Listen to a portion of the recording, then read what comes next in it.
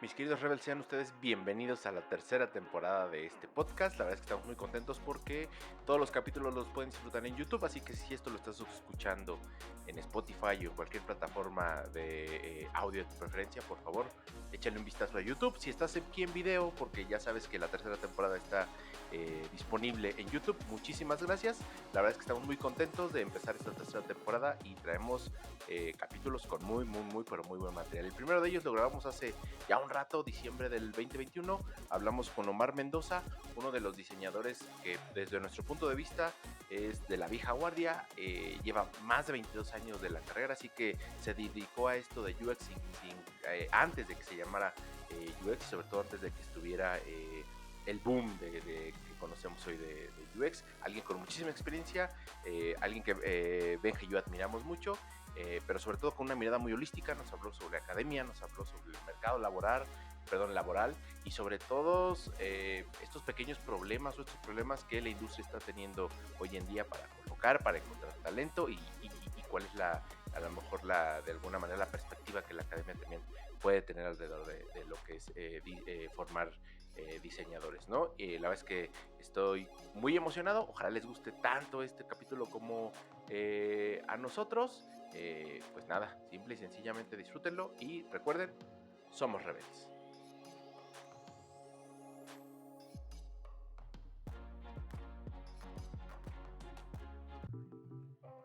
Bienvenidos sean todos ustedes de nueva cuenta al podcast de su preferencia. Nos da un gustazo regresar, ahora en formato de video. La rebeldía ahora se puede ver en 1080 y pueden ver mi hermoso rostro como pueden ver.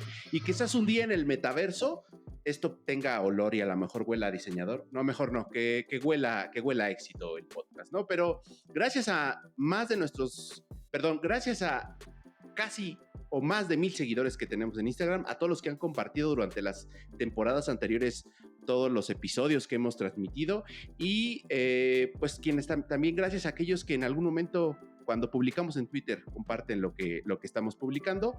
Sean más que bienvenidos a esta tercera temporada. Así que si están escuchando esto desde Spotify, por favor, cámbienle a YouTube. Nos pueden ver nuestros rostros, pueden ver a quién estamos entrevistando, así que dense una vuelta por YouTube si ustedes están escuchando esto en su aplicación favorita de podcast. Y sin más por el momento, me presento. Como siempre, soy Ulises Arbizu, barbón de profesión y diseñador por convicción, mejor conocido como el machucapapas de la información en este podcast. Pero para no explayar y para que este video salga lo más fluido posible, solo déjenme presentarles a mi contraparte. Una calurosa bienvenida al chico biribombom de este podcast, a la cara juvenil y al sommelier de la fritura, mi amigo, mi parce, mi hermano, mi socio Benjamín García. ¿Cómo estás, Benjamín? Feliz, Ulises, feliz de llegar a esta tercera temporada. Oye, eso de que la cara más feliz y más juvenil, ya lo dudo, yo ya lo veo, yo ya lo veo muy complejo, la neta, digo, afortunadamente creo que la iluminación, ¿no? Hoy día y la distancia que nos están viendo, no se alcanzan a ver mis ojeras, pero no, evidentemente no hay forma de que sea. Muy contento, Ulises, muy contento de empezar esta nueva temporada y aventarnos este reto de subirnos al video. Así es. Que ya lo habíamos intentado con The Rebels el año pasado, que esperemos que The Rebels regrese, pero... Va a regresar, vas a ver. Que regrese, sí, pero bueno, feliz de estar por acá nuevamente, amigo mío. Buenísimo, pues vamos a darle entrada al invitado de esta primera temporada que nos costó, muchachos, tuvimos que mover nuestras influencias para que su agenda quedara con nosotros, pero por fin lo tenemos aquí, ¿no? Y emocionados. Y muy emocionados. La verdad es que yo posiblemente al final del episodio voy a chillar y voy a pedir beso de 3 y un desmadre así, pero ya, sin más ni más, Omar, bienvenido a The UX Rebels. De verdad es un placer, un honor tenerte acá porque, bueno, ahorita la gente ya lo sabrá, pero qué gustazo para nosotros que hayas aceptado la invitación de venir a platicar con nosotros. No, muchas gracias a ustedes, queridos. Es un placer poder estar con ustedes y con su audiencia. Que vayan, 1000 personas ya es... Ya estamos hablando de 1000 personas en las cuales ustedes están influyendo y que están generando esa semilla dentro de la industria. Entonces, qué padre, felicidades. No, muchas gracias. La verdad es que nos gusta decir que somos que tenemos una comunidad fuerte, sólida. Quizás no somos la más grande, pero sí la más fuerte, ¿no? Y qué bueno tenerte aquí, Omar, porque creo que tienes mucho que aportar. Traes una perspectiva muy interesante, y tienes una carrera larga. Quien a lo mejor amaneció o despertó ayer y ya es diseñador, Omar es una de las personas que en muchos sentidos ha influido en lo que sucede en la industria actualmente. Es de las bases, es de los primeros que hablaba de experiencia de usuario. Por ahí Benjamín y yo vimos un video de UX Night de hace muchos años, de hace varios años, donde le preguntaban a Omar qué era UX y Omar contestaba con una cabalidad y de una forma que se nota la garra y la carrera que trae, ¿no? Y entonces, Omar, déjame iniciar con la primera pregunta, que es ritual en este podcast. ¿Qué te hace Rebel a ti? Híjole, realmente nunca he pensado como situarme como en esa cuestión de Rebel. Simplemente me fui desarrollando o me he ido desarrollando conforme a la manera en cómo voy viendo que se van moviendo las cosas, ¿no? Con base a las necesidades. Es decir, hace muchos años, muchísimos años, les estoy hablando de los 90, que seguramente muchas de su audiencia estaban en la primaria o una cosa así, o ni nacían. Yo tengo alumnos que cuando yo comencé todavía ni nacían, ¿no? Se comenzaba a hablar de eso del internet, y entonces yo compraba revistas del internet y entendía una tercera parte porque hablaban de protocolos y hablaban del HTML y hablaban de un montón de esas cosas, y me fui metiendo en ese sentido porque no es que yo hubiera visto que como diseñador gráfico, que en ese momento era, yo viera que hacia el futuro iba hacia allá, ¿no? Simplemente fue una mera curiosidad con la cual yo traté de comenzar a trabajar. De la misma manera y bajo esas curiosidades me metí en la academia, donde esas mismas inquietudes las iba explorando en los diferentes grupos de posgrado y de licenciatura que fui teniendo, con los cuales fui explorando todas las posibilidades que podríamos hablar. Olvídense de la experiencia de usuario. Experiencia de usuario ni siquiera era un término que se utilizara comúnmente, ¿no? Sino desde esta parte de hacer web, ¿no? Cuando era la cultura de los webmasters y todo ese tipo de cosas, ¿no? Entonces, creo que lo único que me pondría en esa posición es que llevo muchísimo tiempo en estas cosas. O sea, yo comencé a trabajar en esto en el 98, y desde entonces pues he ido viendo cómo se va moviendo en muchísimas cosas. O sea, muchas de las cosas que de pronto podemos ver ahí en la historia de los blogs, los podcasts y todas esas cosas, yo las vi en vivo. Es decir, vi cuando surgieron, vi cuando comenzaron. Ahora que hablamos de startups, hablamos de emprendimientos, pues también eso lo vi yo comenzar. Entonces, creo que más situarme como un rebel es más bien el haber estado el ser testigo de muchos de estos momentos en los cuales la realidad a nivel global, con lo que se refiere a los medios digitales y también al medio local, se han ido desarrollando. Creo que principalmente es eso. Para la gente que nos escucha, ya pudo, digamos que ya escuchar, digamos, una breve, ¿no?, descripción de ti, ¿no?, al principio del episodio, pero a mí sí me gustaría regresarme un poquito más.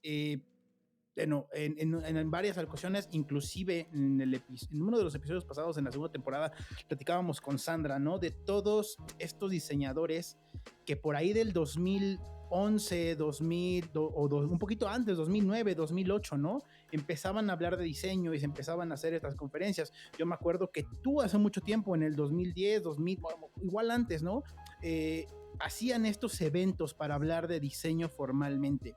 yo te llevo conociendo a ti, como bien comentas, desde que tenías un blog hace mucho y hablamos de plataformas, güey, que muchas de las personas que nos están escuchando, yo estaba en la secundaria. No, yo te conocí cuando yo estaba en la secundaria, correcto. A mí me gustaría preguntarte, ¿cómo ves hacia el diseño, hacia la palabra diseño formalmente, o lo que la disciplina es de diseño, ¿no? Quitando los apellidos, gráfico, etc. ¿Cómo ha cambiado? ¿Qué ves de distinto de cuando iniciaste en tu carrera como diseñador gráfico, que tenías una especialidad, creo que se llamaba computología, si no estoy mal, ¿no? Compografía, tenías una especialidad que a lo mejor no sé si sigue existiendo, a hoy que estás en la academia. ¿Qué ha cambiado en el mundo? ¿Cómo has visto tú este cambio y dónde estamos hoy parados? Es interesante tu pregunta porque pareciera que el diseño se ha ido modificando en el tiempo, y lo cierto es que no se ha modificado, sigue haciendo lo mismo, ¿no? Tagra, que es un diseñador que durante muchos años ha trabajado los temas de diseño y sobre todo con respecto a sistemas sostenibles, sustentables, y tiene un libro que se llama Diseñando para un Mundo Complejo. Justo lo que habla es que tenemos que ver al diseño como un proceso que continuamente le da forma y funcionamiento a los sistemas, ¿no? Y eso ha sido siempre el diseño. Como decías, podemos ponerle apellidos, gráfico, textil, industrial, de modas, etcétera, etcétera, pero el principio siempre ha sido el mismo. La manera en cómo hemos observado el diseño. Lo que sí se ha modificado es el papel del diseñador. El diseño en sí no ha cambiado. El diseño sigue siendo diseño, como esa parte de darle forma. Lo que sí ha cambiado es la forma como incluimos, se han incluido los diseñadores, las diseñadoras dentro de este mundo, ¿no? Hay por ahí, cuando hablamos de políticas del diseño, es cuando comenzamos a hablar de cómo se ha ido insertando el diseño en la toma de decisiones de un montón de cosas, ¿no? Primero veíamos el diseño como esta cuestión ornamental, estética, que permitía presentar las cosas, ¿no? Después ya comenzamos a ver al diseño como una cuestión que ayuda a tomar decisiones, que comienza a ver cuestiones estratégicas, y lo que están haciendo como muchos países, por ejemplo la misma Mariana Salgado, que está en Finlandia, que ya lo que hace es justo trabajar diseño de servicios bajo una política del diseño que tiene el gobierno de Finlandia, ¿no? Que es lo que tiene que entender el diseño. También se van modificando la manera en cómo son los objetivos en los cuales estamos viendo el diseño. Es decir, hablábamos de esta cuestión estética. Yo cuando estudié diseño en los 90 y estudié en una universidad tecnológica. Veíamos al diseñador como esta cuestión operativa y que utilizaba estos conceptos estéticos para poder operar y poder presentar una serie de artefactos, los cuales permitieran enterarte de un evento, consumir cierta información, etcétera, etcétera, etcétera, ¿no?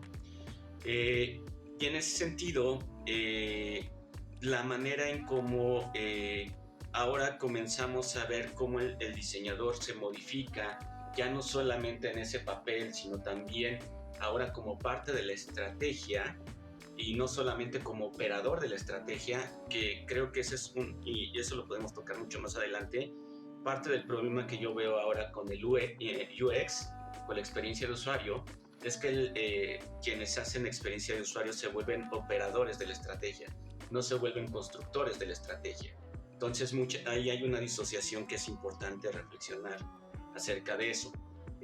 Pero sí, esta cuestión, por mucho tiempo hablamos del diseño centrado en las personas, perdiendo mucho la visibilidad de otro tipo de cuestiones, ¿no? Es decir, tratamos de adaptar al mundo o al planeta a lo que necesitaban las personas con base a este diseño centrado en las personas, en todo centrado en las personas, que comenzamos a modificar, no para bien, muchas cuestiones que suceden a nuestro alrededor. Simplemente hay que ver la realidad que tenemos en estos momentos, que la pandemia simplemente ha sido como la cereza del pastel, que también nos ayuda a replantear si realmente tenemos que seguir pensando en ese diseño centrado en las personas, o si tenemos que comenzar a plantearnos que ese diseño tiene que estar mucho más enfocado a cuestiones generales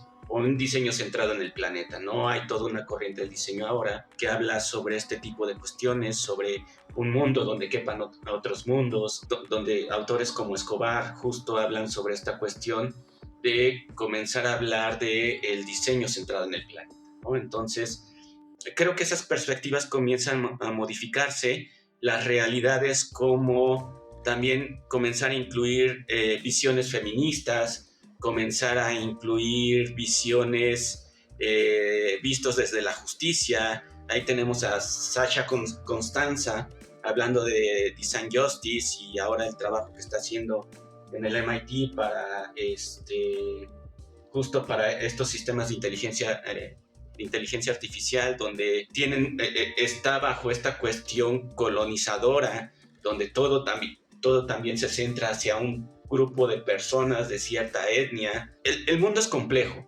eso hay que comenzarlo a entender, ¿no? Y parte de lo que hacía, o la perspectiva con la que hacíamos diseño y enseñábamos diseño, tenía que ver con solamente ver un subsistema de ese sistema complejo, ¿no? Parte de lo que ahora tenemos que ir entendiendo es cómo los diseños que hacemos, y hablo sobre los diseños en plural porque obviamente hay N cantidad de artefactos desde diferentes lugares donde se pueden construir, tienen que visualizarse desde estos sistemas complejos, cómo se insertan, cómo modifican las realidades de las personas, ¿no? De todo, hasta de aquellos que parece que no están dentro de nuestros grupos de usuario, dentro de nuestros actores principales. Es decir, si yo voy a bancarizar a las personas, por decir algo, o sea, ¿qué es lo que va a suceder con las personas que no están bancarizadas? ¿Cómo las estoy segregando? ¿Saben? Y en ese sentido, justo hay que ir entendiendo esos sistemas complejos, ¿no?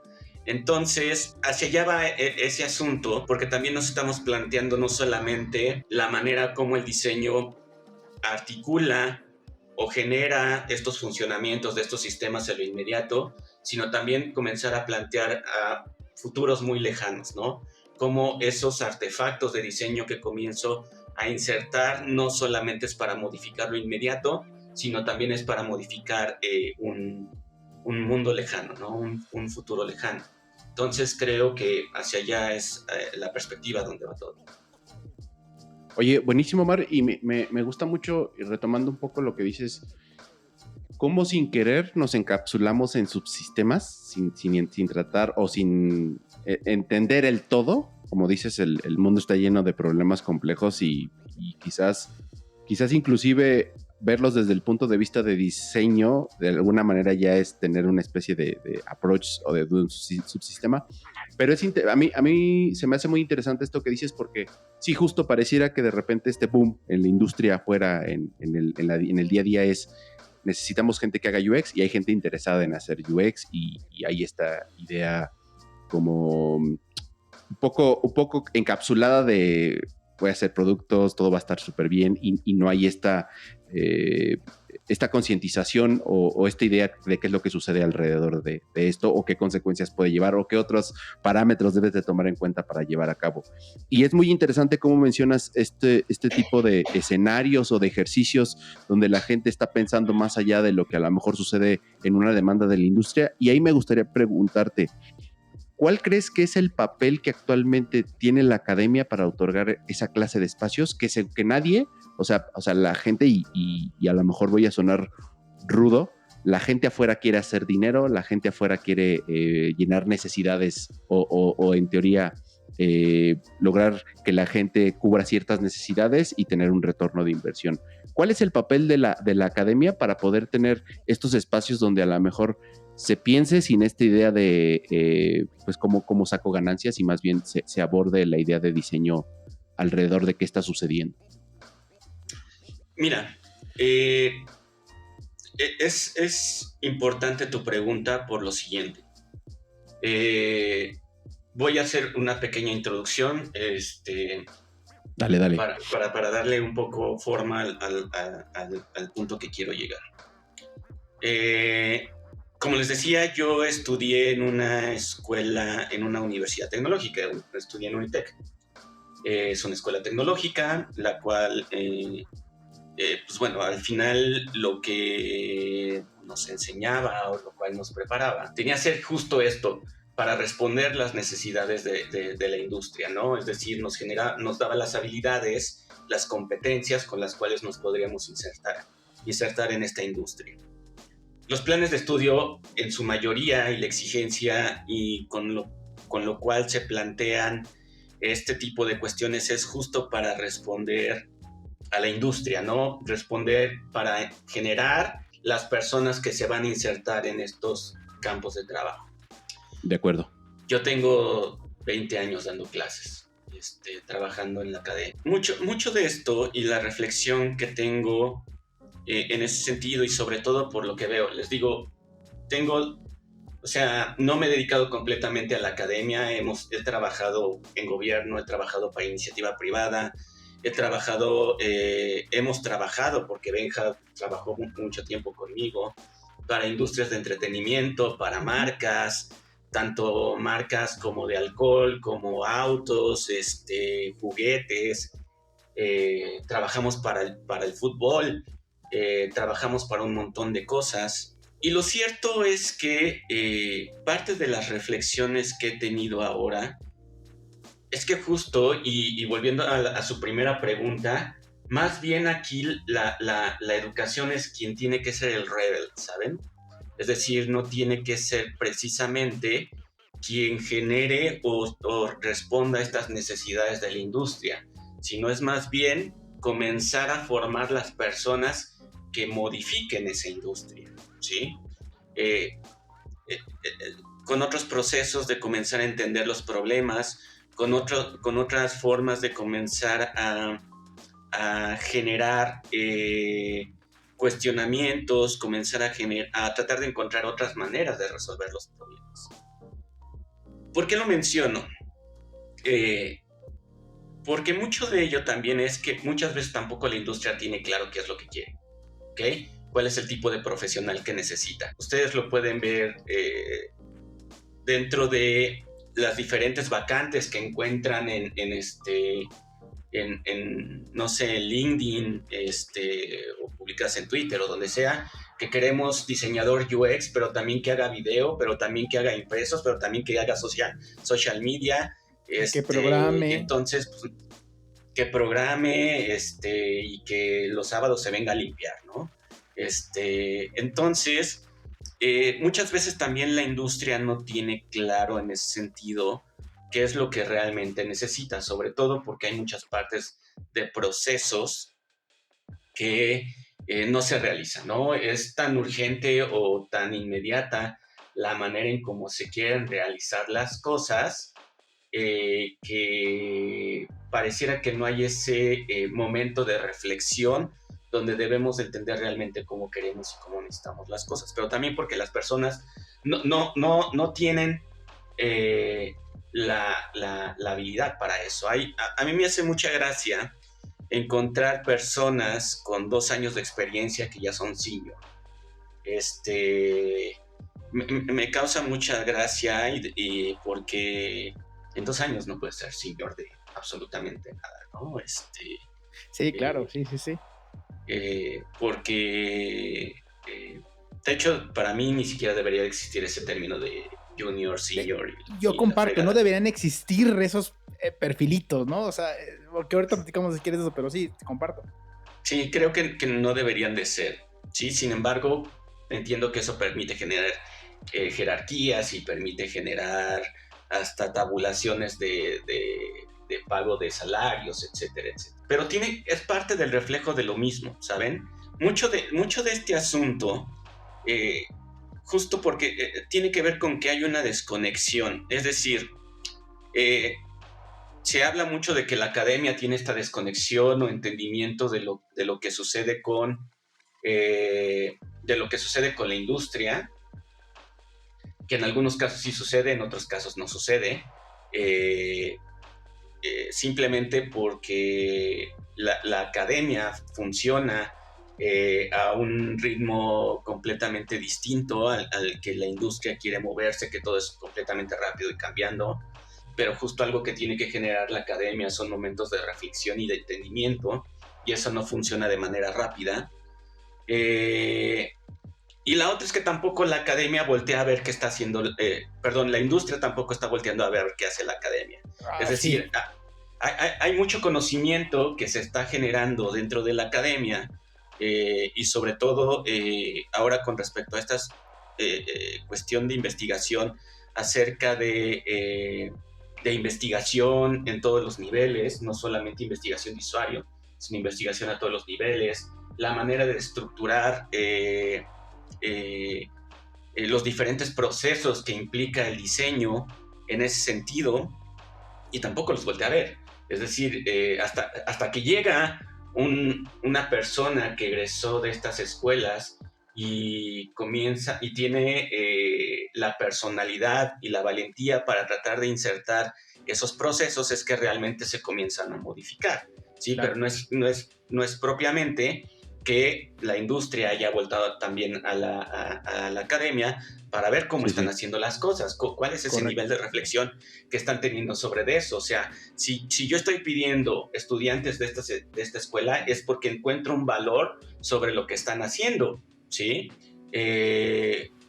Y creo que en ese sentido también es como importante que haya este diálogo común. No es un diálogo de yo, academia, voy a darte lo que necesitas, pero no solamente en recursos humanos, sino también tiene que ver en una cuestión de conocimiento. Es decir, todas las herramientas que ustedes ven a través de Google, MailChimp y IDEO, etcétera, etcétera, etcétera, son derivaciones de muchas cosas que salieron de la academia. Y desde ahí salieron, o sea, muchas cosas se dieron en la práctica, pero también muchas cosas salieron desde ahí. ¿Cuál es la diferencia? Que sí hay un diálogo en ese sentido, ¿no? Y sí, es muy gratuito esa cuestión de las escuelas están desactualizadas. Yo aprendo mucho más en internet que en las escuelas, ¿no? Hay un montón de cosas que las escuelas dan que no les van a dar un curso en internet. Y hablo escuelas, tanto en lo formal, la educación formal, que son las universidades o las escuelas, como desde la cuestión informal, que son los Platzi, los UX Alliance, claro. Y todos estos cursos, ¿no? Que también construyen un montón de conocimiento, construyen un montón de cosas. Uno no es mejor que el otro, son parte del mismo ecosistema que permite justo generar esta cultura en la cual estamos insertadas. A mí me hace mucho sentido, Omar, y justamente quiero andar ahí. A ver, aquí en el episodio hemos platicado y hemos tenido a representantes de estas escuelas, ¿no? Como que al final de cuentas hoy día han respondido a la necesidad de la industria, y lo comentabas al principio, ¿no? Hoy día vemos en todos los perfiles, ¿no? Pero hablando de, digamos, que de esto que es el UX UI, ¿no? Y vemos un montón de vacantes que dicen UX UI, y hay muchas escuelas, ¿no? Plataformas que hoy día responden a esa necesidad para darle a las personas interesadas esas herramientas. A mí me llama mucho la atención, y lo platicábamos, te conocemos desde hace mucho tiempo, y me gustaría preguntarte, ¿cómo justamente la academia ha tenido que ir poco a poco? O sea, ¿cuál es la velocidad en la que ustedes tienen que trabajar para más o menos darle a estas personas que sí deciden ir por, digamos, que por la vía formal, ¿no? Por la vida universitaria? ¿Cómo adecuan estos planes de carrera? Porque aquí hemos platicado muchas veces y sí existe mucho el sesgo de, es que la escuela no me va a dar, ¿no? Yo puedo aprenderlo todo. Y sí, claro, puedes irte a YouTube a ver cómo utilizar si era una herramienta 1, una herramienta 2, una herramienta 3. Uno mismo aprendió a programar posiblemente viendo videos en internet, ¿no? O sea, uno mismo aprendió a utilizar herramientas de esta forma. Pero yo particularmente siempre he creído que la educación formal te da otras herramientas. ¿Qué herramientas, cómo se adecúan ustedes a esta a esta ola, ¿no? Continua y que aparte va creciendo muy rápido. ¿Cómo han ido adecuando ustedes estos planes educativos a todas las personas que quieren entrar más allá del diseño UX, diseño UI, a formalizarse dentro del diseño?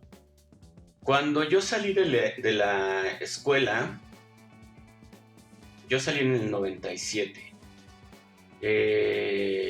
Y en ese momento también fue como los últimos años donde realmente la mayoría de las universidades no enseñaban software, ¿sí? Es decir, yo aprendí a hacer originales mecánicos con letra set, con recortes de periódico, con papel mandarina. Cuando entré a trabajar a antropología e historia, hacíamos originales mecánicos con pliegos enormes y donde hacíamos toda la formación y toda la cosa. Nuestras diapositivas de las fotos las encuadrábamos y las mandábamos así a la imprenta para decirles exactamente cuál era el encuadre que necesitábamos de la foto, ¿no? El por qué yo llego a la escuela de diseño, donde es donde ahora trabajo, donde llevo 20 años trabajando, es porque justo, y lo mencionabas hace rato, yo llegué para hacer una especialidad en diseño computacional, compografía, gráfica computacional, en el cual yo necesitaba subsanar esa cuestión cambiante donde ahora todo se asistía por computadora, ¿no? Entonces, pues obviamente la promesa de ese programa era aprender software para poder hacer un montón de cosas. Sin embargo, cuando comienzo a hacer la especialidad, por el mismo espíritu que tiene la escuela, me comienzo a dar cuenta que lo que menos estaba aprendiendo era software, y no porque no me lo estuvieran dando, ¿sí? Es decir, sí estaba aprendiendo a utilizar el software, pero me estaban dando otra forma de entender la complejidad, me estaban dando otra forma de poder mirar los problemas, me estaban dando otra forma de mirar el diseño, ¿ok? Entonces, eso modificó completamente la manera modificó completamente, es un hito en mi carrera profesional porque justo me permite observar de una manera distinta la manera en cómo ejerzo el diseño, ¿no? Es decir, la visión que tiene la escuela de diseño, y ahorita les puedo ahondar un poquito más en eso, es un poco distinta en la cuestión de la práctica, ¿no?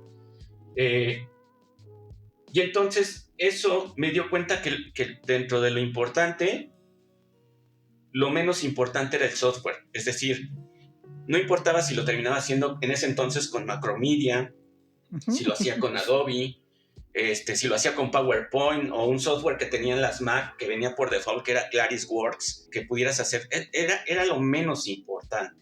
¿Saben? Lo importante era la manera en cómo podías conceptualizar y entender cómo lo que estabas realizando, el artefacto que estabas realizando, se iba a insertar en una realidad.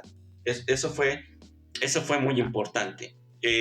Después, cuando comienzo mi labor docente, me invitan en la misma escuela de diseño a trabajar en la especialidad de diseño multimedia, que de hecho antes se llamaba multimedia nada más, no diseño multimedia.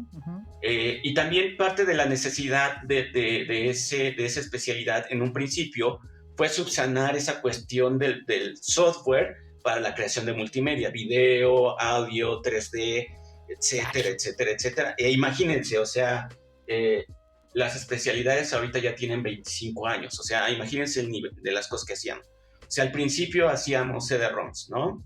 Después nos modificamos y vimos que no solamente podíamos hacer CD-ROMs, sino teníamos que hacer también sitios web.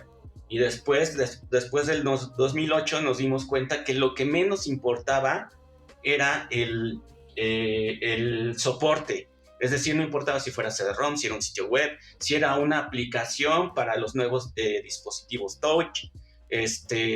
No importaba si después era para una instalación que respondiera a un Kinect que tenía que ver con el movimiento de las personas, ahora sí es para un dispositivo de voz, si es para una instalación museográfica. Es decir, en ese sentido comienzas a ver que la realidad y los soportes se comienzan a modificar, pero los principios siguen siendo los mismos, ¿sabes? Entender los sistemas, entender la complejidad, entender el diseño como esta parte que articula y le da forma a todo eso. Entonces, en ese sentido, en su base, los conceptos de la academia son la misma. Por ejemplo, ahorita les podría platicar de la escuela de diseño. Antes sí tenía como mucho peso la cuestión de hay que enseñarles Illustrator, hay que enseñarles Photoshop, hay que enseñarles Adobe, ¿no? Que ahora es una cuestión que ni siquiera está en segundo plano, sino que está como en tercer plano. ¿Por qué? Porque cuando entrevistas a los chicos para la entrevista que les hacemos para entrar a la licenciatura, pues muchos de ellos ya utilizan Photoshop, Illustrator porque lo aprenden en YouTube, ¿sí? Claro.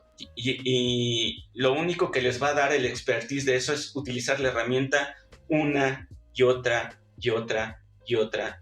vez. Pero las cuestiones que les permiten generar esa divergencia en la comunicación, en la investigación, y esa convergencia en la parte de comenzar a hacer la síntesis de esa información para poder eso aterrizarlo en una idea, eso es lo que les da la escuela, ¿okay? Claro. Y eso es lo que tiene que estar centrado en las escuelas, en todos esos procesos. La cuestión formal, justo lo platicaba, no solamente doy clases en la escuela de diseño, sino también doy en centro, y en centro me hizo regresar a una clase que yo tenía mucho tiempo que no daba, y que es hacer sitios web con HTML, CSS desde lo básico.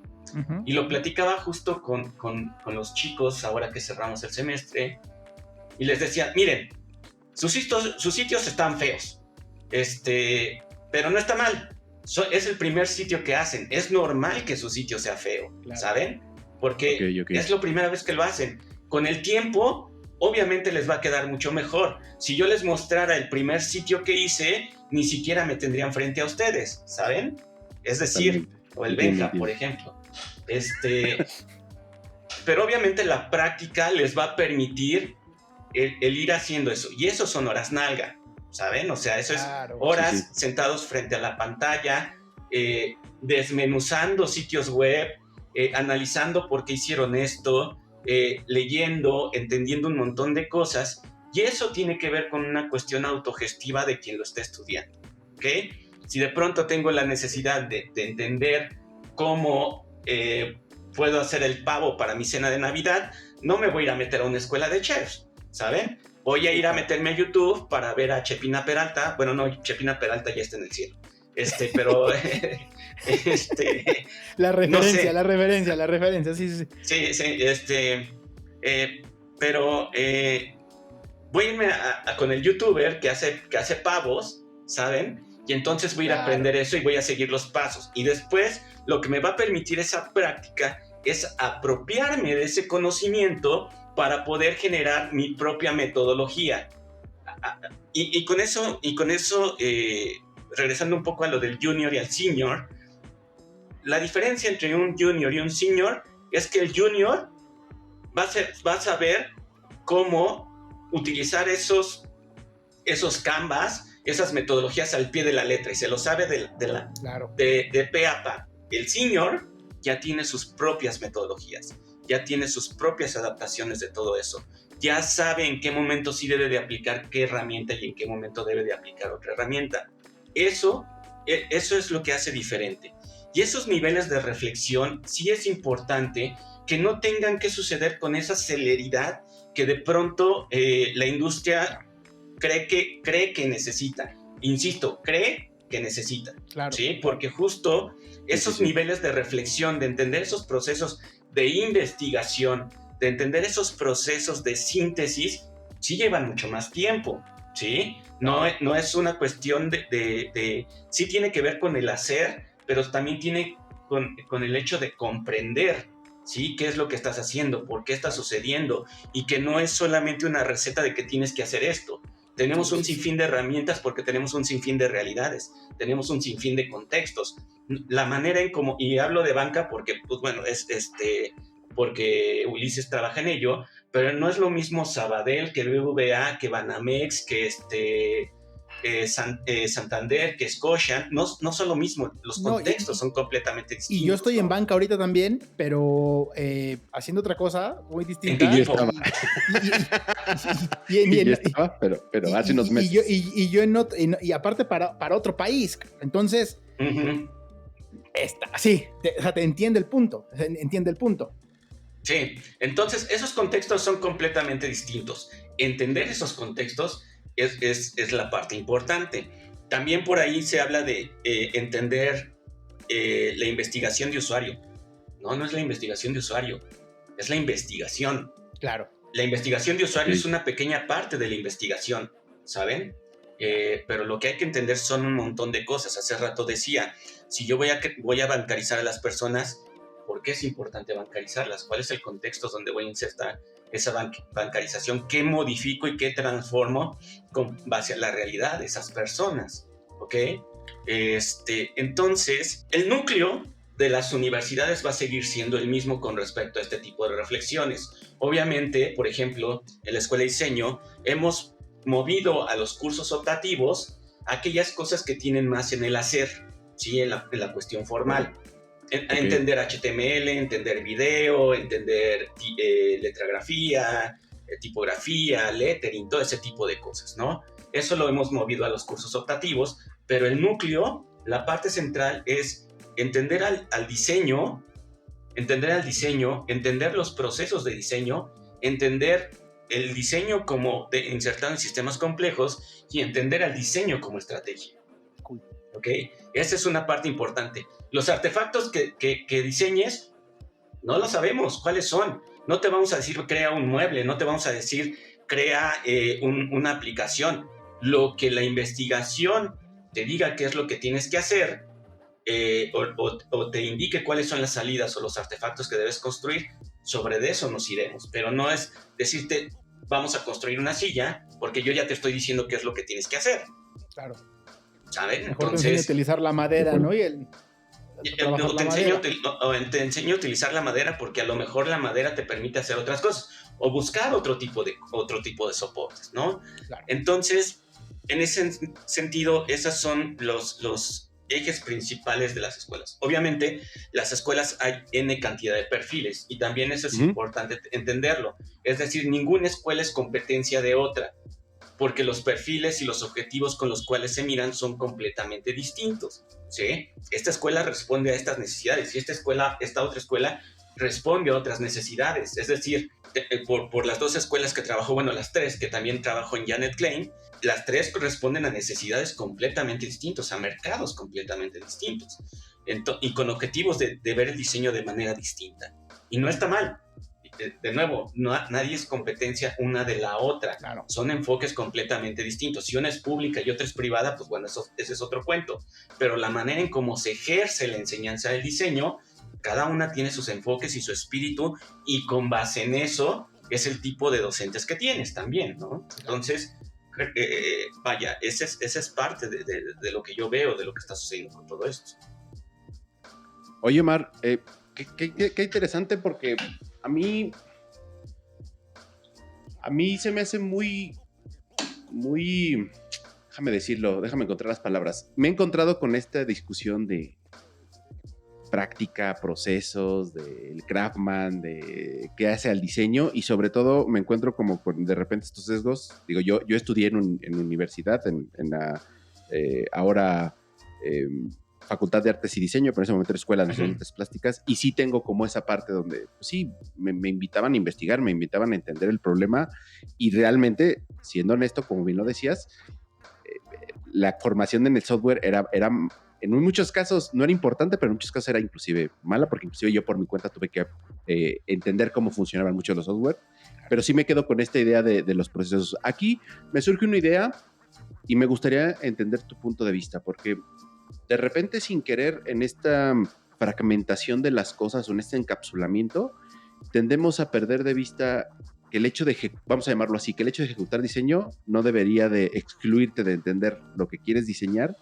Y el hecho, y mi pregunta sería, el hecho de estar en la estrategia de diseño no debería de excluirte quizás de entender cómo se podría ejecutar ese diseño, entendiendo que de repente pareciera que se forjan estos bandos entre los que dicen, diseño no es ejecutar, eso es técnica, diseño es estar en el proceso, mentalizándolo, haciéndolo, trabajándolo, y por otro lado están los que ejecutan, que dicen, pues es que sin lo que hacemos nosotros no hay tangibilidad del diseño, ¿no? Y entiendo que puede ser una radicalización que no nos llevaría a nada, pero a mí me gustaría entender tu postura alrededor de esa estrategia, es diseño, esa estrategia es ejecución, el diseño, para mí, al menos desde mi punto de vista, es inherente. ¿Cuál es tu punto de vista alrededor de estos, de repente, estas discusiones de, pues el diseño tiene que ver más con el proceso que con la ejecución o viceversa? Ahí ¿tú qué opinas?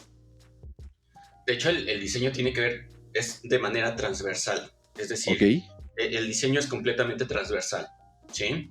Se los voy a poner en una perspectiva estratégica, es decir,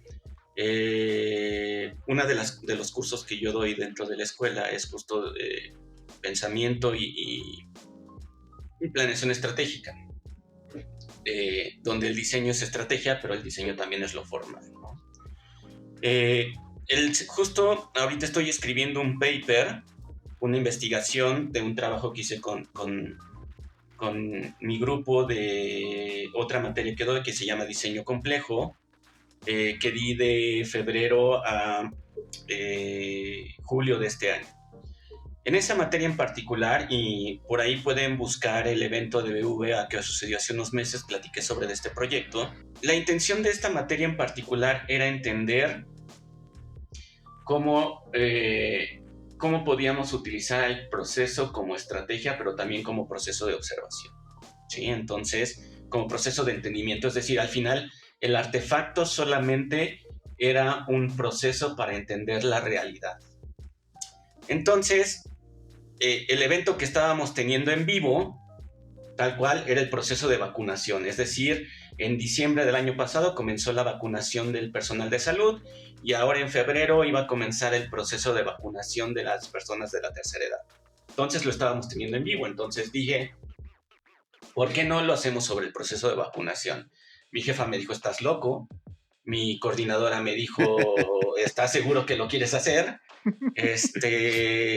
Y pues dije, pues, ¿por qué no? ¿No? Ahí está la parte rebel. Ahí está la parte rebel también, ¿no? ¿Por qué no? Diría el buen no? Omar Mendoza. ¿Por qué no? ¿Por qué no? Exactamente, ¿por qué no? También fue un poco cambiar un poco la perspectiva de los chicos en el sentido de que es que cómo vamos a hacer el artefacto, cómo vamos a hacer la aplicación, cómo vamos a hacer los carteles, todo eso era lo menos importante.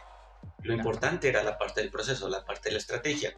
Pero ¿cómo puedes saber la estrategia si no la observas cómo sucede? Entonces, por ejemplo, el proceso de vacunación, no estoy hablando de la pandemia, simplemente la vacunación es un sistema complejo. ¿Por qué? Uh-huh. Porque hay muchos subsistemas que trabajan ahí. Es el sistema de salud, es el sistema de los gobiernos locales, es el ejército, etcétera, etcétera, etcétera, ¿no? Entonces, para entender todo eso, pues bueno, haces tu investigación, haces todo, y entonces una de las partes que hay que entender son cuáles son los actores y cuáles son los que te generan apalancamiento y cuáles son los que te pueden entorpecer o limitar tu acción de querer insertar el diseño ahí, ¿no? Y entonces algo que de pronto se planteaban es, bueno, la distribución de las vacunas la podemos hacer así, así, así. Ok, pero ¿cómo interactúas con el ejército? ¿El diseño te va a modificar el proceso de cómo el ejército hace las cosas? ¿O no? Esa es una pregunta importante, ¿saben? Entonces, pues entonces ahí como diseñadores no podemos meternos, ¿ok? ¿Cómo recibes la vacuna y cómo la aplicas? A lo mejor ahí sí nos podemos meter porque depende completamente de los gobiernos locales, ¿no? Pero a lo mejor no. Entonces a lo mejor lo único que en lo que me puedo meter es entender con la información que tenían las personas para llegar al momento de ponerse la vacuna, durante y después de la vacuna, ¿no? Es decir, en su fase de atención, en su fase de reflexión, de contrato y en su fase de retención, ¿no? Si lo vemos como experiencia de consumo. Pongo como ejemplo porque justo es ahí donde tendremos que entender cómo funciona transversalmente completamente el diseño. Es decir, muchas veces nos toca simplemente ejecutar, lo que les decía, y la parte que yo observo, que es lo que sucede con la experiencia de usuario. Para mí era importante en este curso, primero, que vieran las chicas y los chicos principalmente, que observaran cómo esto era un servicio público y todo esto era una experiencia de servicio público, ¿no? Que cada uno de esos tenía experiencias de usuario, puntos de toque completamente distintos, ¿sí? Y que esos diferentes puntos de toque dependían de diferentes instituciones. O sea, tu registro en el portal de la Secretaría de Salud depende del gobierno federal, pero llegar al centro de vacunación depende del gobierno local. Claro. Que la vacuna llegue a ese lugar, depende del ejército. Que te coloquen esa vacuna en el local, ni siquiera muchas veces ni eran del gobierno local, eran voluntarios, las personas que iban y te llevaban en silla de ruedas y todas esas cuestiones. Después, ¿de quién dependía el hecho de que supieras cuándo te tocaba tu segunda dosis?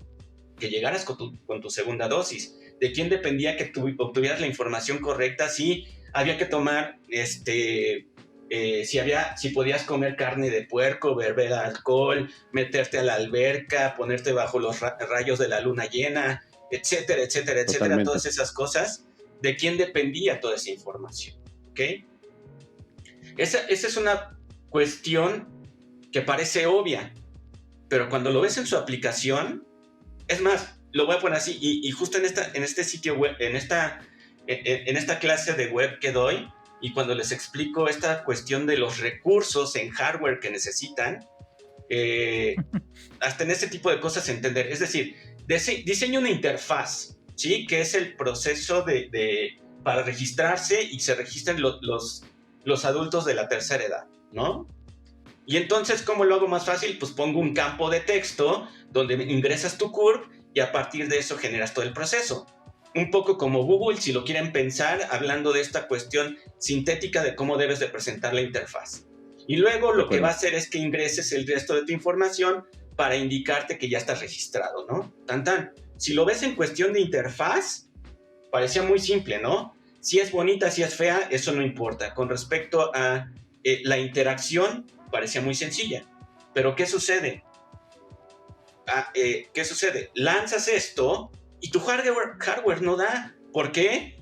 Porque tu sitio está configurado para responder a miles de solicitudes al mismo tiempo, no millones como eran los millones de personas de la tercera edad que sentían, porque en ese momento eran los primeros y había mucho desconocimiento, que si no se registraban no iban a obtener la vacuna, que si se registraban después de los demás iban a ser de los últimos en recibir la vacuna. Es decir, como no había una claridad en esa forma de entregar el servicio, pues generaba muchas lagunas de información, ¿ok? ¿Y qué es lo que sucede? Toda la gente se abalanza sobre esa interfaz, sobre ese sistema y ¡pum!, se cae. De pronto la gente no entra en desesperación y comienza a darle F5 y ¿qué es lo que sucede? Pues el pobre servidor dice, espérenme, o sea, denme chance, ¿no? De respirar. ¿Y qué es lo que sucede? Pagaron el programa básico, ¿no? Pagaron el servidor compartido de $3 mes. ¿Qué es lo que sucede después? Que lo migran, ¿ok? Y después, ¿qué sucede? No, pues hay personas de la tercera edad que no tienen forma de poder ingresar a esa forma porque no están digitalizadas. No tienen una computadora, no hay un adulto o alguien que no sea de la tercera edad que les acompañe a hacer eso. Entonces, ¿qué sucede? Habilitan Locatel. Los cafés internet ponen letreros enormes donde dice venga y aquí lo registramos, ¿no? Comienza los gobiernos locales a mandar voluntarios a tocar de puerta en puerta para saber si hay adultos mayores en esa casa que no se hayan registrado a la vacuna. Es decir, de nuevo, la parte contextual no se entiende, la parte estratégica, el quién, el cómo, cuáles son las acciones que tienes que realizar. Y de nuevo, yo voy a crear todo un servicio, ¿ok? Un servicio público. Y ese servicio público genera varios puntos de toque. Todos esos puntos de toque se tienen que articular. ¿Quién los articula? ¿Cómo yo voy a hacer? O sea, yo tengo que hacer el sitio web del registro de vacunación y después a otro pelado le toca hacer, o otra pelada le toca hacer el sitio web donde tienes que ir a checar cuál es tu sede para vacunarte, ya que te avisaron por el periódico, la radio, la televisión, que ya a tu edad y a tus apellidos les toca vacunarse. Entonces, ¿cómo esos dos se articulan? Ahorita, por ejemplo, un problema que veo común es obtener el certificado. ¿Por qué? Porque tiene que ver con esta desarticulación, ¿saben?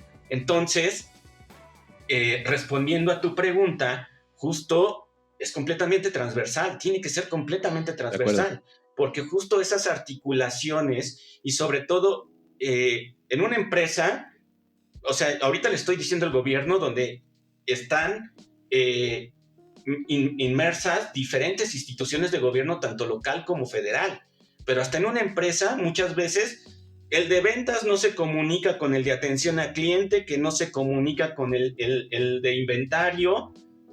Ponía un ejemplo, también les ponía un ejemplo a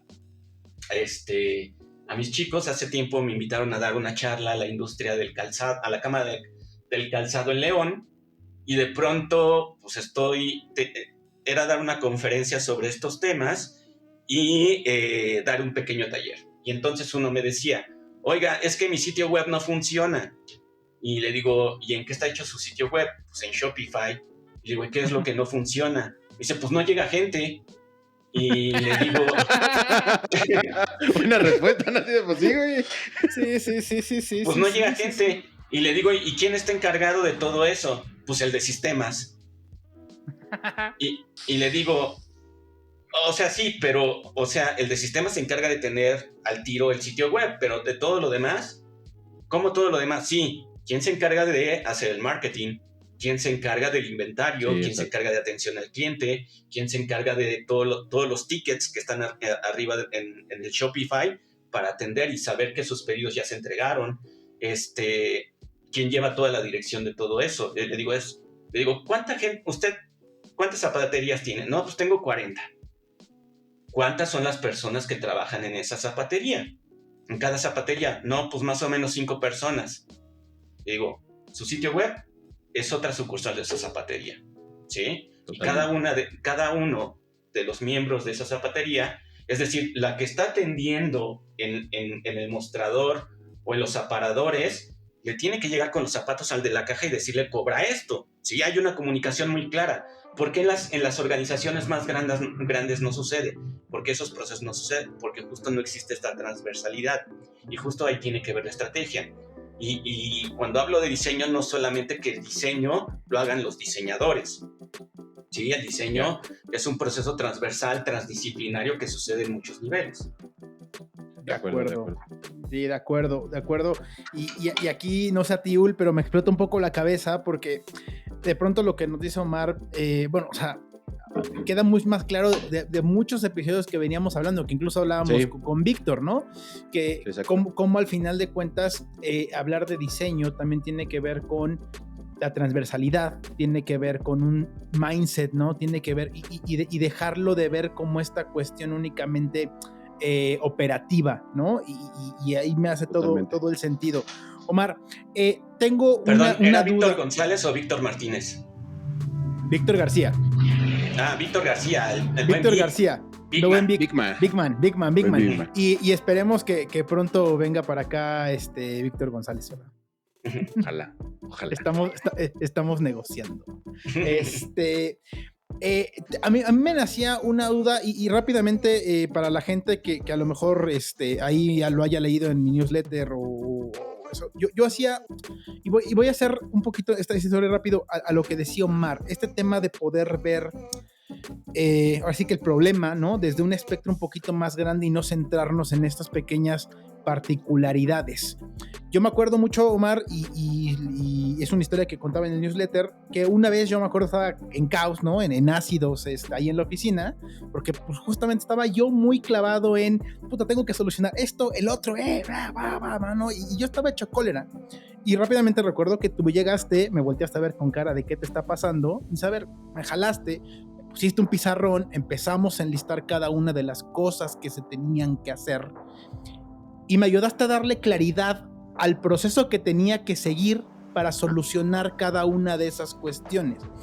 Este tipo de cuestiones que creo que también vienen de tu evidentemente de tu gran capacidad, pero de lo que has aprendido en la academia, de lo que has aprendido con la enseñanza, ¿no? Que tiene que entrar o tirarle un poquito a, voy a decir, ya habilidades blandas, ¿no? Este tema que tiene que ver ya más con evaluar, este tema que tiene que ver más con cuestionarse, este tema que tiene que ver con la observación, es algo que creo que es muy importante.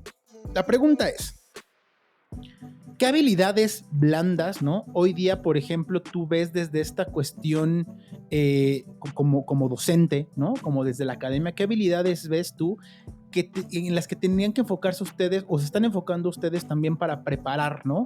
A todos estos diseñadores o a todas estas personas que van saliendo poco a poco de la carrera. ¿En qué trabajan y cómo lo trabajan? Mira, también otra de las cosas que me chocan son los hard skills, soft skills. Son habilidades. En exclusiva, todos los episodios de DX Rebels fracasan en este momento. Listo. Son de esas cosas que también no me cuadran. ¿Por qué? Porque son habilidades y unas se conectan con otras y otras son condependientes. Vale. Es decir, sin unas no entiendes otras, ¿saben?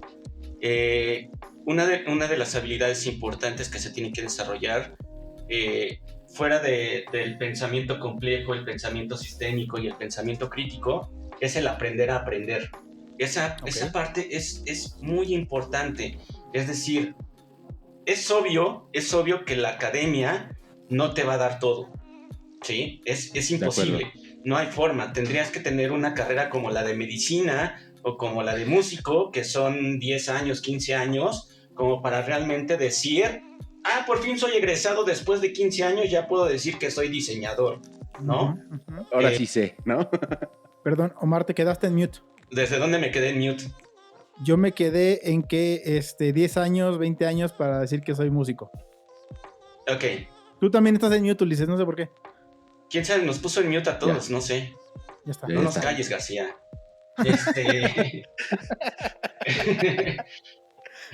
En exclusiva, García mutea cuando dicen cosas incómodas sobre médicos, ¿por qué?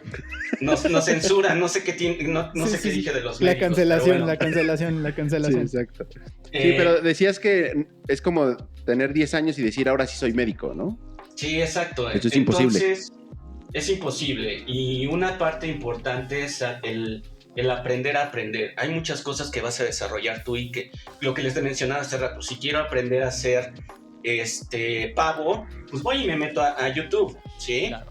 Pero parte de esto, y sí creo que esa sí es una habilidad que no está, que estamos perdiendo y no sé por qué, porque sí lo veo continuamente en los diferentes niveles y en todas las escuelas, no es de un segmento en particular, es la capacidad de lectura de comprensión.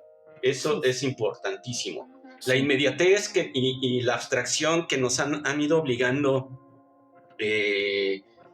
los medios digitales en como todo entregarlo rápido y muy sintético, como los tweets, el Facebook, ha ido también haciendo que vayamos perdiendo la capacidad de la lectura de comprensión. Sí. Y eso sí es muy importante irlo teniendo. No puedes construir. Por eso les decía que esta parte de los soft skills y los hard skills no me entra tanto, porque todas dependen unas de otras, ¿no?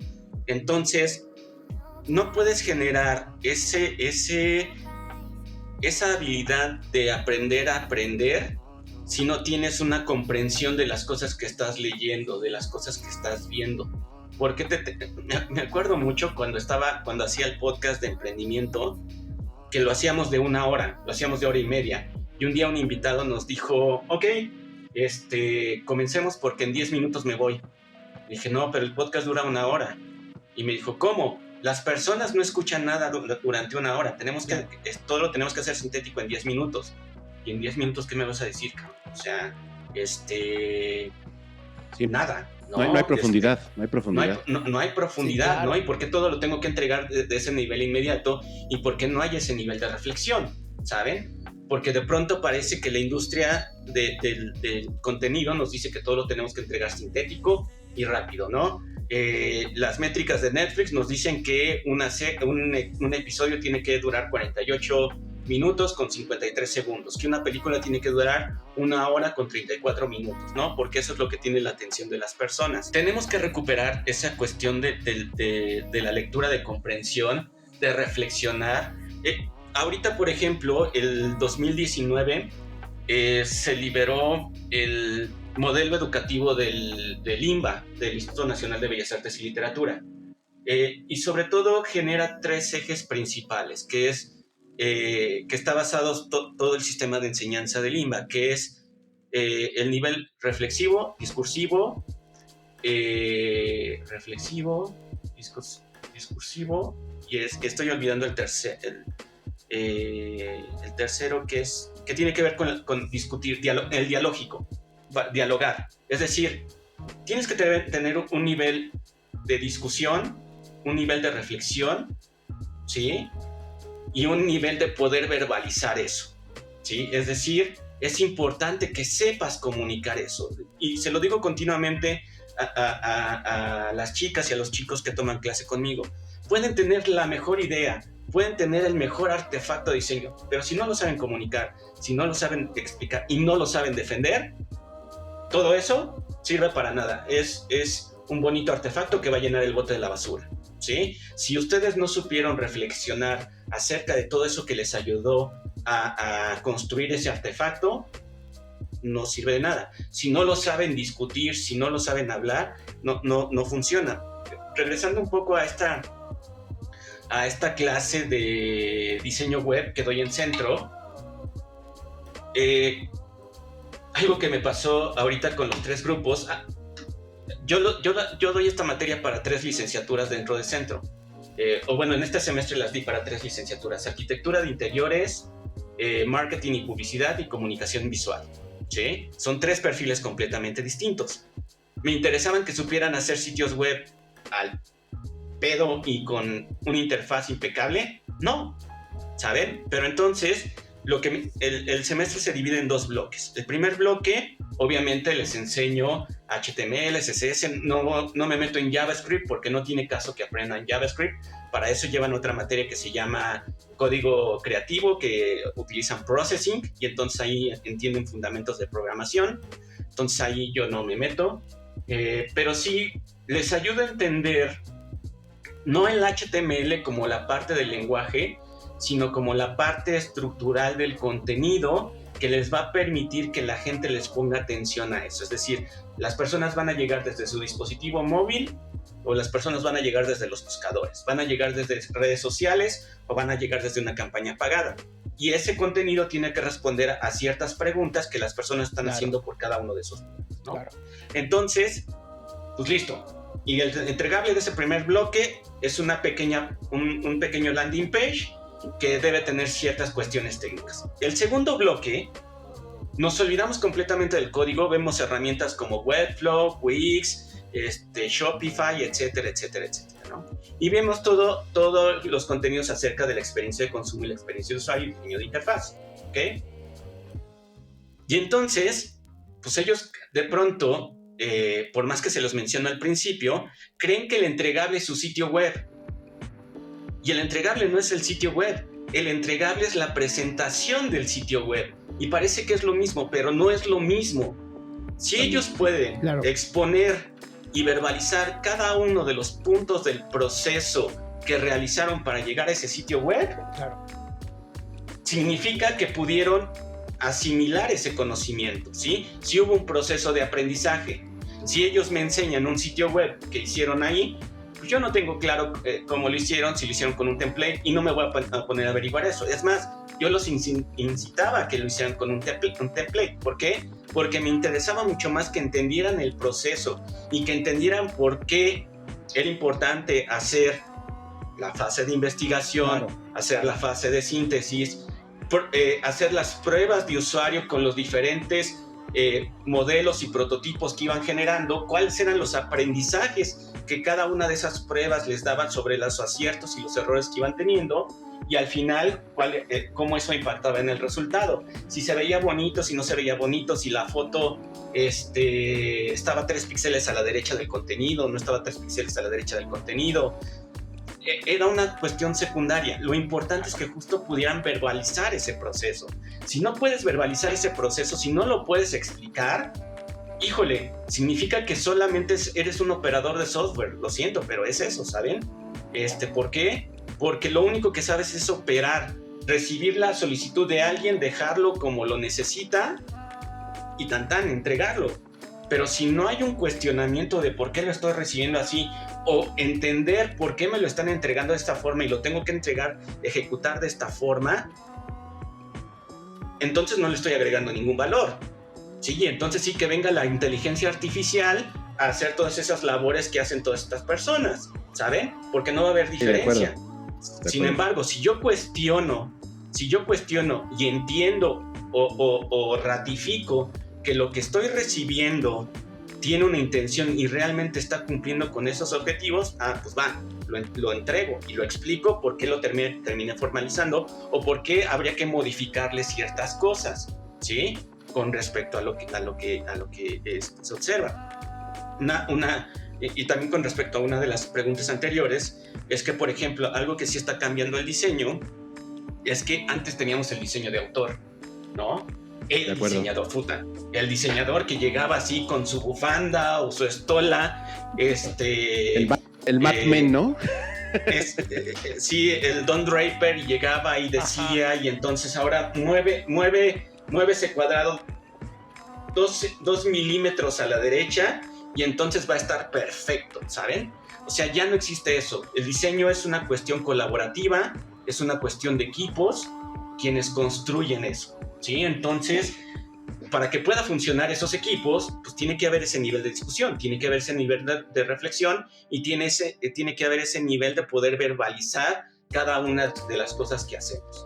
Entonces, principalmente esos son los skills que hay que desarrollar. Si lo haces en Figma, si lo haces en PowerPoint, si lo haces en Paint, eso es secundario. Es más, el otro día escuchaba a alguien que estaba indignado porque sus alumnos utilizaban Canva.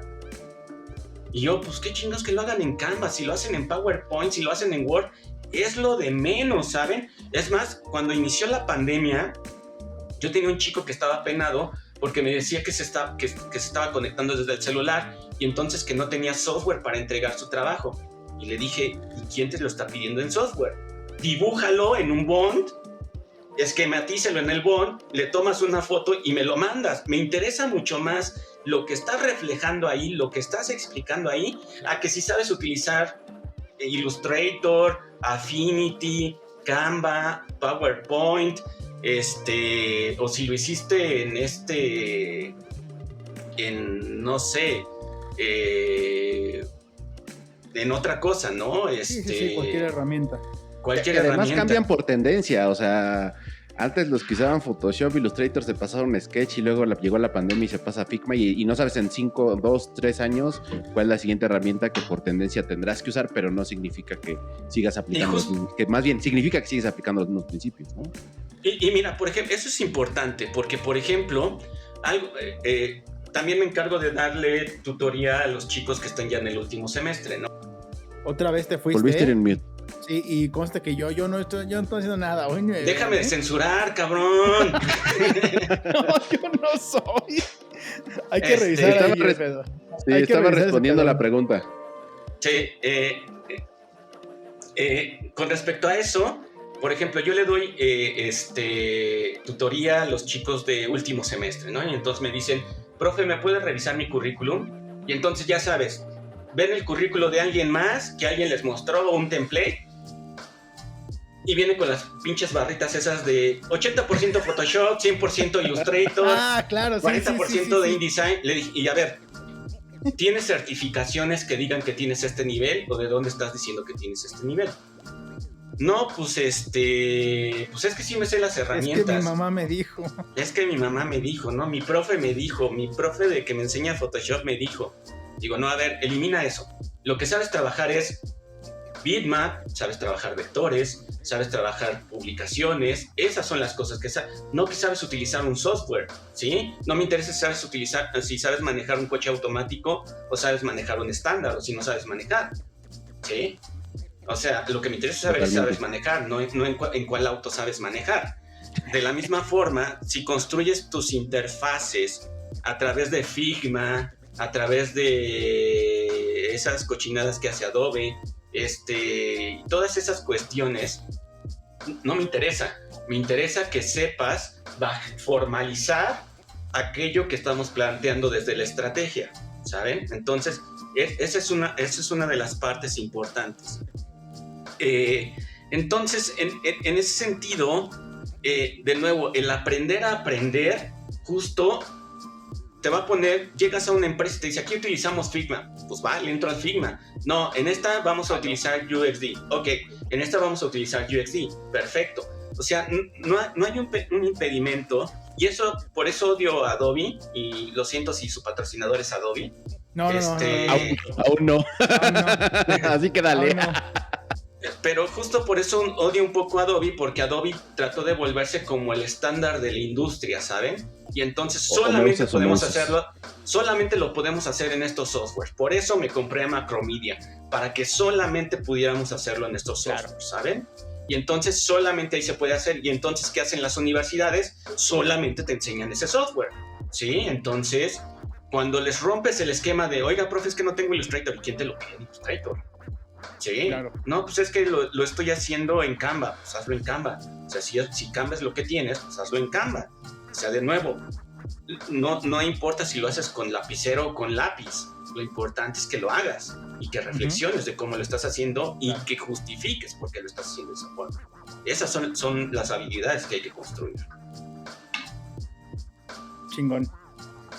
Venga, pues vamos con una pregunta, la última, ¿no, Benja? La de rigor, la última y con la que vamos finalizando, porque la verdad es que, Omar, tienes que venir a otro episodio, mano.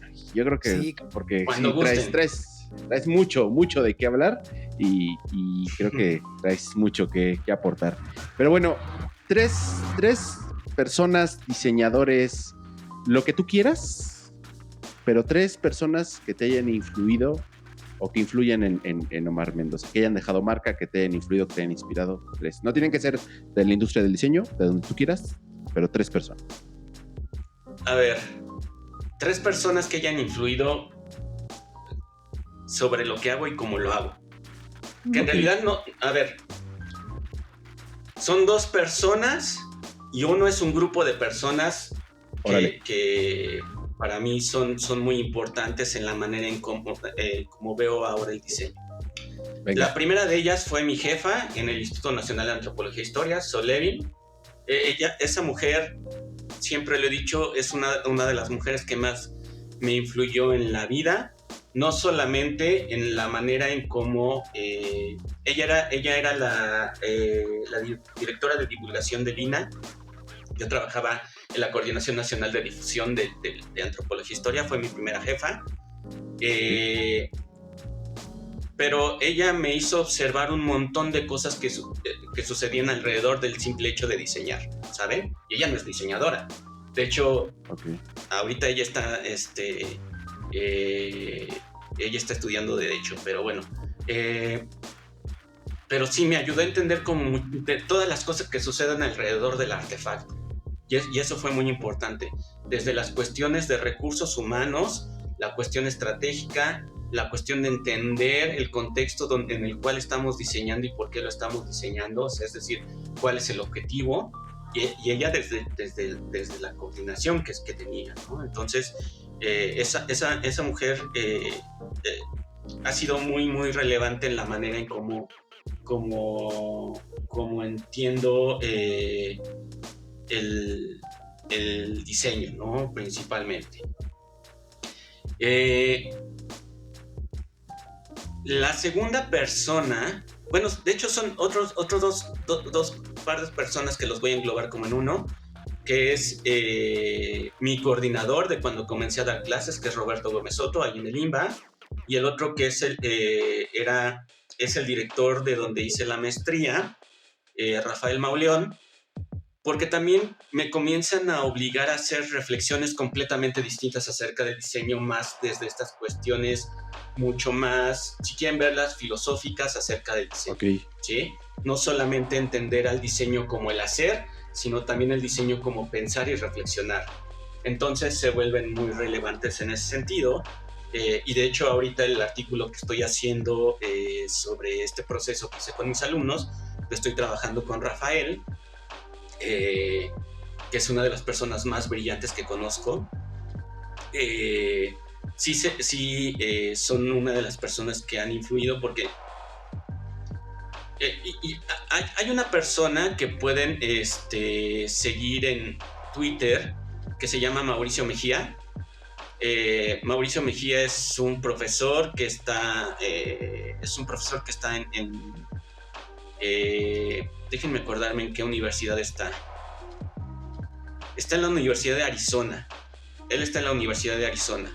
Pero él decía, el otro día le vi un tweet que decía, a mí me interesa más un diseñador que sabe escribir que un diseñador que sabe dibujar. Porque el hecho de saber escribir tiene que ver con todo eso que les contaba antes, ¿no? Con la parte de dialógica, reflexiva, comunicativa, etcétera, etcétera, ¿no? Entonces, y Rafael y Roberto justo me han hecho observar hacia ese lado. Y el tercero, que son también mis compañeros de batalla, mis compañeros de andanza, que es el taller interuniversitario, que ese sí, el taller sería un solo episodio nada más para que les platicara sobre él, pero bueno, justo acabo de llegar de España y lo pueden encontrar en el canal de YouTube de la Bienal Iberoamericana de Diseño. Fui a presentar justo el taller interuniversitario y ahí en una ponencia de 8 minutos pueden ver todo lo que expliqué del taller interuniversitario. Pero no quiero decirles mis compañeras, mis compañeros, sino más bien mis cómplices, docentes del taller interuniversitario, son también las personas más brillantes y más comprometidas que he conocido sobre la enseñanza del diseño y a todos los niveles de reflexión que hay alrededor del diseño y la manera de observarlo. Somos 14 personas que venimos de 4 universidades distintas, en las cuales discutimos, hablamos, reflexionamos alrededor del diseño, y justo el tener todas estas perspectivas